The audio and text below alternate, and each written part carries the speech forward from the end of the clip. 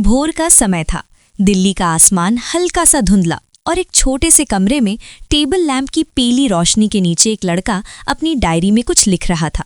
वो लड़का जानता था कि आज उसे एक बहुत बड़ा फैसला लेना है। या तो वो उस रास्ते पर चलेगा जिसे दुनिया सुरक्षित कहती है, या फिर उस अनिश्चित रास्ते पर जहां असफलता, ताने और अकेलापन उसका इंतजार कर रहे हैं। ये घटना बहुत कम लोगों को पता है कि एक बार वीरदास ने अपने अभिनय और लेखन के सारे सपनों को एक लिफाफे में बंद करके अलमारी में रखने का फैसला कर लिया था, क्योंकि उन्हें लगने लगा था कि शायद ये देश, ये समाज इस तरह के सवाल पूछने वाले लड़के के लिए नहीं बना है। लेकिन उसी रात उन्होंने डायरी में एक वाक्य लिखा, अगर डर के कारण चुप हो गया तो जिंदगी भर खुद से नफरत करूंगा। यही वो अनजाना सच है जहां से वीरदास की असली कहानी शुरू होती है।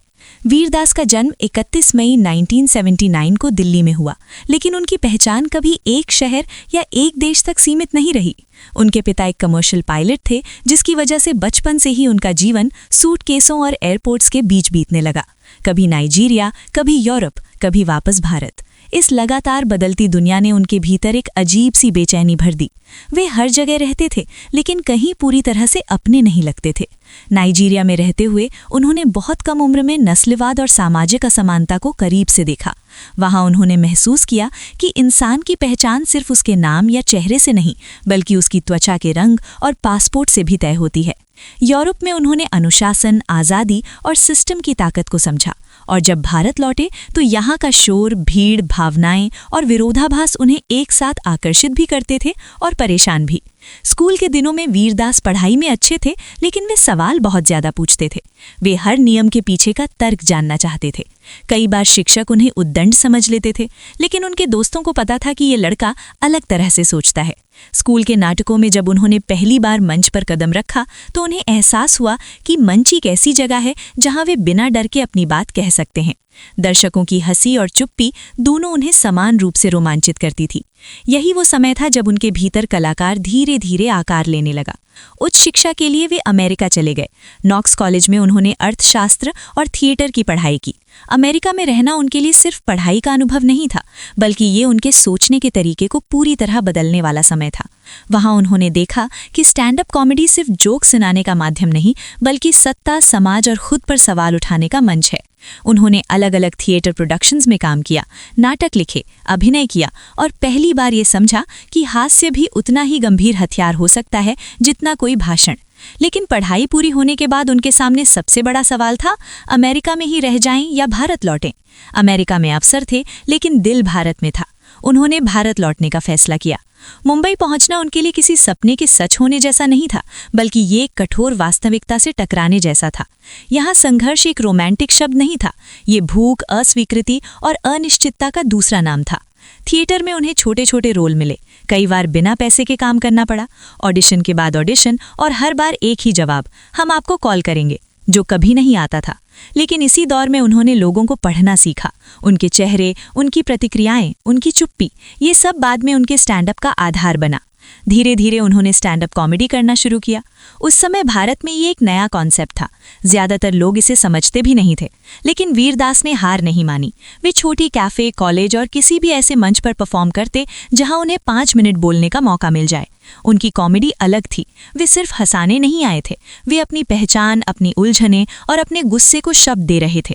उनकी भाषा कभी अंग्रेजी, कभी हिंदी और अक्सर दोनों का मिश्रण होती थी, जो शहरी भारत के युवाओं को बहुत करीब लगती थी। टेलीविजन पर उन्हें पहचान मिली the great Indian comedy show से। इस शो ने उन्हें घर घर में पहचाना जाने वाला चेहरा बना दिया। लेकिन वीरदास जानते थे कि टीवी की सीमाएं हैं। वे सिर्फ सुरक्षित हंसी तक सीमित नहीं रहना चाहते थे। फिल्मों में उनका सफर छोटे किरदारों से शुरू हुआ। नमस्ते लंदन, दिल्ली 6, लव आजकल जैसी फिल्मों में वे नजर आए, लेकिन उन्हें अक्सर साइड रोल्स तक ही सीमित रखा गया। फिर आई डेली बेली, जिसने उनके करियर की दिशा बदल दी। ये फिल्म सिर्फ एक हिट फिल्म नहीं थी, ये उस तरह की कॉमेडी थी जिसे भारत में करने से लोग डरते थे। वीरदास का किरदार, उनकी टाइमिंग और उनकी बेबाकी ने उन्हें एक अलग पहचान दी। इसके बाद गो गोआ गॉन, सात खून माफ, बदमाश कंपनी, हैप्पी भाग जाएगी जैसी फिल्मों में उन्होंने ये साबित किया कि वे सिर्फ कॉमेडियन नहीं, बल्कि एक गंभीर अभिनेता भी हैं। लेकिन फिल्मों के बावजूद उनकी असली पहचान स्टैंड अप कॉमेडी ही रही। उन्होंने भारत ही नहीं बल्कि दुनिया भर में शो करने शुरू किए। प्रवासी भारतीयों के बीच उनकी लोकप्रियता तेजी से बढ़ी क्योंकि वे उनकी दोहरी पहचान, उनके संघर्ष और उनके नॉस्टैल्जिया को शब्द दे रहे थे। नेटफ्लिक्स पर उनके स्पेशल्स आने के बाद वे अंतर्राष्ट्रीय स्तर पर पहचाने जाने लगे। A broad understanding, losing it, for India जैसे शोज में उन्होंने भारत और विदेश के फर्क, भारतीय मानसिकता, राजनीति और समाज पर तीखे लेकिन ईमानदार सवाल उठाए। उनकी कॉमेडी सिर्फ हंसी नहीं थी, वो एक संवाद था। लेकिन इस ईमानदारी की कीमत भी चुकानी पड़ी। 2021 में टू इंडियाज नाम के एक मोनोलॉग ने उन्हें विवादों के केंद्र में ला दिया। कुछ लोगों ने इसे देश विरोधी कहा, सोशल मीडिया पर उन्हें ट्रोल किया गया, उनके खिलाफ शिकायतें दर्ज हुईं। लेकिन इस पूरे दौर में वीरदास ने पीछे हटने से इनकार कर दिया। उन्होंने साफ कहा कि सवाल पूछना देश से नफरत नहीं बल्कि देश से प्यार का एक रूप है।